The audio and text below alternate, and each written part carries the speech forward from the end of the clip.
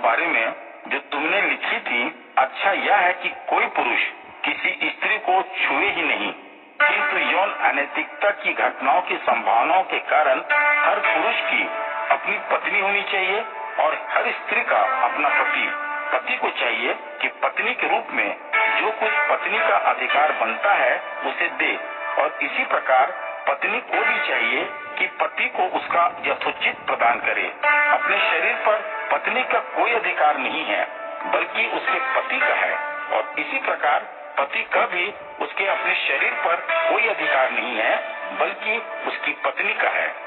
अपने आप को प्रार्थना में समर्पित करने के लिए थोड़े समय तक एक दूसरे से समागम न करने की आपसी सहमति को छोड़कर एक दूसरे को संभोग से वंचित मत करो। फिर आत्म संयम के अभाव के कारण कहीं शैतान तुम्हें किसी परीक्षा में न डाल दे, इसलिए तुम फिर समागम कर लो। मैं यह एक छूट के रूप में कह रहा हूँ, आदेश के रूप में नहीं। मैं तो चाहता हूँ सभी लोग मेरे जैसे होते, किंतु हर व्यक्ति को परमेश्वर से एक विशेष वरदान मिला है। किसी का जीने का एक ढंग है तो दूसरे का दूसरा। अब मुझे अविवाहितों और विधवाओं के बारे में यह कहना है, यदि वे मेरे समान अकेले ही रहें तो उनके लिए यह उत्तम रहेगा, किंतु यदि वे अपने आप पर काबू न रख सकें तो उन्हें विवाह कर लेना चाहिए, क्योंकि वासना की आग में जलते रहने से विवाह कर लेना अच्छा है। अब जो विवाहित हैं उनको मेरा यह आदेश है, यद्यपि यह मेरा नहीं है बल्कि प्रभु का आदेश है, कि किसी पत्नी को अपना पति नहीं त्यागना चाहिए, किंतु यदि वह उसे छोड़ ही दे तो उसे फिर अनब्याहा ही रहना चाहिए या अपने पति से मेल मिलाप कर लेना चाहिए, और ऐसे ही पति को भी अपनी पत्नी को छोड़ना नहीं चाहिए। अब शेष लोगों से मेरा यह कहना है, यह मैं कह रहा हूँ न कि प्रभु यदि किसी मसीही भाई की कोई ऐसी पत्नी है जो इस मत में विश्वास नहीं रखती और उसके साथ रहने को सहमत है तो उसे त्याग नहीं देना चाहिए। ऐसे ही यदि किसी स्त्री का कोई ऐसा पति है जो पंथ का विश्वासी नहीं है किंतु उसके साथ रहने को सहमत है, तो उस स्त्री को भी अपना पति त्यागना नहीं चाहिए, क्योंकि वह अविश्वासी पति विश्वासी पत्नी से निकट संबंधों के कारण पवित्र हो जाता है, और इसी प्रकार वह अविश्वासिनी पत्नी भी अपने विश्वासी पति के निरंतर साथ रहने से पवित्र हो जाती है। नहीं तो तुम्हारी संतान अस्वच्छ हो जाती, किंतु अब तो वे पवित्र हैं। फिर भी यदि कोई अविश्वासी अलग होना चाहता है तो वह अलग हो सकता है। ऐसी स्थितियों में किसी मसीही भाई या बहन पर कोई बंधन लागू नहीं होगा। परमेश्वर ने हमें शांति के साथ रहने को बुलाया है। हे पत्नियों, क्या तुम जानती हो सकता है तुम अपने अविश्वासी पति को बचा लो। प्रभु ने जिसको जैसा दिया है और जिसको जिस रूप में चुना है उसे वैसा ही जीना चाहिए। सभी कलीसियाओं में मैं इसी का आदेश देता हूँ।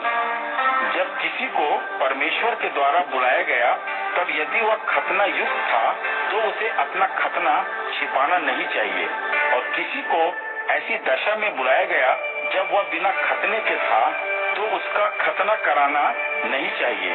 खतना तो कुछ नहीं है और न ही खतना नहीं होना कुछ है, बल्कि परमेश्वर के आदेशों का पालन करना ही सब कुछ है। हर किसी को उसी स्थिति में रहना चाहिए जिसमें उसे बुलाया गया है। क्या तुझे दास के रूप में बुलाया गया है? तू इसकी चिंता मत कर, किंतु यदि तू स्वतंत्र हो सकता है तो आगे बढ़ और अवसर का लाभ उठा, क्योंकि जिसे प्रभु के दास के रूप में बुलाया गया वह तो प्रभु का स्वतंत्र व्यक्ति है। इसी प्रकार जिसे स्वतंत्र व्यक्ति के रूप में बुलाया गया वह मसीह का दास है। परमेश्वर ने कीमत चुकाकर तुम्हें खरीदा है, इसलिए मनुष्यों के दास मत बनो। हे भाइयों, तुम्हें जिस भी स्थिति में बुलाया गया है परमेश्वर के सामने उसी स्थिति में रहो। अविवाहितों के संबंध में प्रभु की ओर से मुझे कोई आदेश नहीं मिला है, इसलिए मैं प्रभु की दया प्राप्त करके विश्वसनीय होने के कारण अपनी राय देता हूँ। मैं सोचता हूँ कि इस वर्तमान संकट के कारण यही अच्छा है कि कोई व्यक्ति मेरे समान ही अकेला रहे।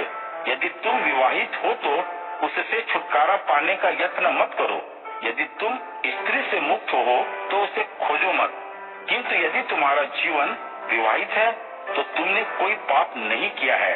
और यदि कोई कुंवारी कन्या विवाह करती है तो कोई पाप नहीं करती है, किंतु ऐसे लोग शारीरिक कष्ट उठाएंगे जिनसे मैं तुम्हें बचाना चाहता हूँ। हे भाइयों, मैं तो यही कह रहा हूँ, वक्त बहुत थोड़ा है, इसलिए अब से आगे जिनके पास पत्नियां हैं वे ऐसे रहें मानो उनके पास पत्नियां है ही नहीं, और वे जो बिलख रहे हैं वे ऐसे रहें मानो कभी दुखी ही न हुए हों, और जो आनंदित हैं वे ऐसे रहें मानो प्रसन्न ही न हुए हों, और वे जो वस्तुएं मोल लेते हैं ऐसे रहें मानो उनके पास कुछ भी न हो, और जो सांसारिक सुख विलासों का भोग कर रहे हैं वे ऐसे रहें मानो वे वस्तुएं उनके लिए कोई महत्व नहीं रखती, क्योंकि यह संसार अपने वर्तमान स्वरूप में नाशमान है। मैं चाहता हूँ आप लोग चिंताओं से मुक्त रहें।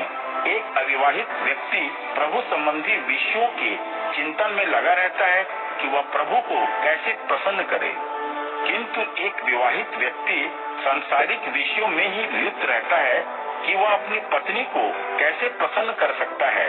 इस प्रकार उसका व्यक्तित्व बंट जाता है, और ऐसे ही किसी अविवाहित स्त्री या कुंवारी कन्या को जिसे बस प्रभु संबंधी विषयों की ही चिंता रहती है, जिससे वह अपने शरीर और अपनी आत्मा से पवित्र हो सके, किंतु एक विवाहित स्त्री सांसारिक विषय भोगों में इस प्रकार लिप्त रहती है कि वह अपने पति को रिझाती रह सके। ये मैं तुमसे तुम्हारे भले के लिए ही कह रहा हूँ, तुम पर प्रतिबंध लगाने के लिए नहीं, बल्कि अच्छी व्यवस्था को हित में, और इसलिए भी कि तुम जिस चित्त की चंचलता के बिना प्रभु को समर्पित हो सको। यदि कोई सोचता है कि वह अपनी युवा हो चुकी कुंवारी प्रिया के प्रति उचित नहीं कर रहा है, और यदि उसकी काम भावना तीव्र है तथा दोनों को ही आगे बढ़कर विवाह कर लेने की आवश्यकता है, तो जैसा वह चाहता है उसे आगे बढ़कर वैसा कर लेना चाहिए। वह पाप नहीं कर रहा है, उन्हें विवाह कर लेना चाहिए, किंतु जो अपने मन में बहुत पक्का है और जिस पर कोई दबाव भी नहीं है, बल्कि जिसका अपनी इच्छाओं पर भी पूरा बस है, और जिसने अपने मन में पूरा निश्चय कर लिया है कि वह अपनी प्रिया से विवाह नहीं करेगा, तो वह अच्छा ही कर रहा है। तो वह जो अपनी प्रिया से विवाह कर लेता है अच्छा करता है, और जो उससे विवाह नहीं करता वह और भी अच्छा करता है। जब तक किसी स्त्री का पति जीवित रहता है तभी तक वह विवाह के बंधन में बंधी होती है, किंतु यदि उसके पति देहांत हो जाता है तो जिसके साथ चाहे विवाह करने वह स्वतंत्र है, किंतु केवल प्रभु में। पर यदि जैसी वह है वैसी ही रहती है तो उससे अधिक प्रसन्न रहेगी। यह मेरा विचार है, और मैं सोचता हूँ कि मुझ में भी परमेश्वर के आत्मा का ही निवास है।